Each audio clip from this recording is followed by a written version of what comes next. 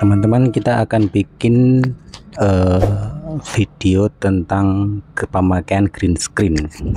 Nah, ini teman-teman yang di atas itu video punya teman-teman sendiri ya. Setelah itu tambah overlay. Nah, kita akan dibawa ke galeri dan kita cari green screen yang akan kita taruh di video utama tadi. Nah, misal kita akan memasukkan subscribe dan tanda lonceng ya, seperti ini. Nah, tambahkan. Nah, dia akan muncul di posisi bawah, di bawah video utama. Nah, ini warnanya masih hijau. Nah, setelah itu klik overlay tadi, yang green screen tadi, yang mau kita bikin screen tadi. Ini kalau misalkan teman-teman mau bikin besar atau kecilnya nanti disesuaikan. Kemudian kita ambil yang hapus background. Hapus background, menu di bawah itu, menghapus background. Nah, kita klik dan kunci chroma sebelah kanan sendiri. Nah, kunci chroma ini nanti akan menghapus warna yang dikehendaki.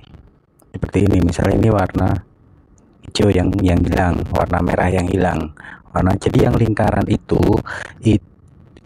ibarat kata warna yang akan kita hapus. Jadi nanti digeser-geser yang lingkaran itu tadi. Nah, untuk yang di bawah itu untuk pengaturan seberapa ininya ya, seberapa hilangnya untuk green screen itu sendiri.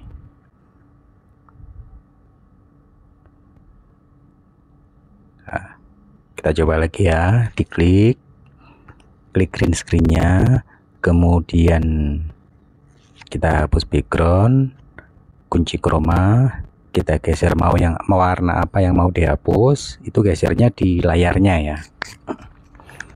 Nah, setelah selesai seperti ini jadinya nanti. Jadi untuk pemakaian green screen itu, mungkin teman-teman bertanya kenapa green screen?